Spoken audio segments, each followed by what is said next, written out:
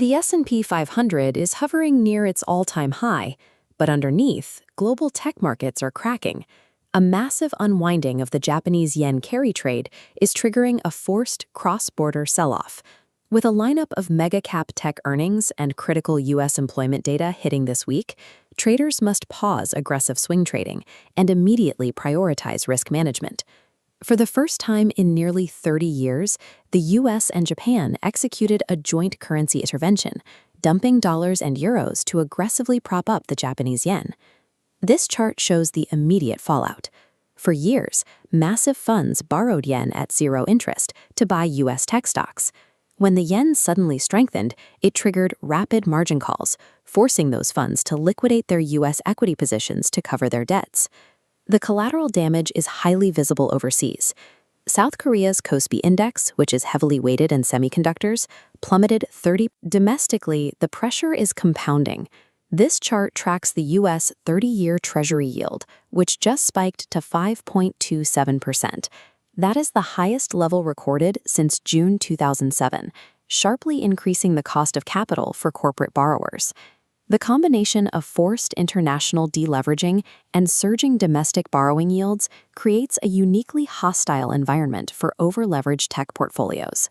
This visual compares drawdowns across major indexes, revealing a severely lopsided market. While the S&P 500 sits less than 2% off its highs, the Nasdaq just suffered an 8% drop, marking its worst July in 22 years. Looking at the bottom bar, the damage to semiconductors is absolute.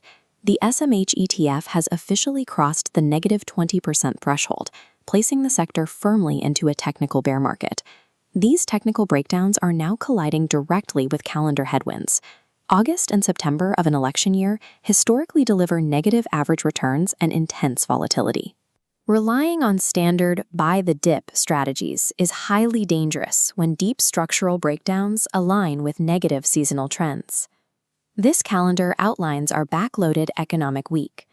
Midweek brings mega-cap earnings from Palantir, AMD, and SpaceX, all pricing in massive implied moves, followed by Friday's critical U.S. jobs report.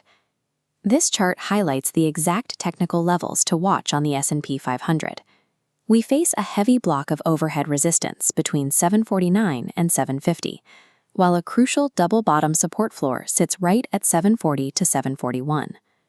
NVDA is acting as the primary indicator for tech. It recently broke above the 200 mark, but the stock must hold 202 this week to prove it can test higher resistance. Rather than guessing the bottom for the entire semiconductor sector, we are targeting asymmetric bets. This means accumulating shares in near-monopoly companies like Broadcom, ARM, TSMC, and Intel, which are insulated by massive market share and government subsidies. A 25% sector drawdown provides a rare discount on these specific cash-generating monopolies, provided you have the patience to hold them. The carry trade unwind inflicted serious structural damage on technical charts. Broken charts require significant time to consolidate before a sustained uptrend can resume. To survive this deleveraging event, follow 3 strict rules. First, avoid all directional bets ahead of earnings. Second, use pair trades to neutralize implied volatility. And third, require a stop to close firmly above its 50-day moving average before entering a long position.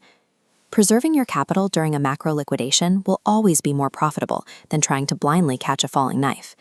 The yen carry trade unwind remains an active structural threat, and it is directly overlapping with historical August weakness. Define your risk strictly before taking earnings trades, keep cash reserves ready, and focus exclusively on isolating high cash flow monopolies while the broader sector heals.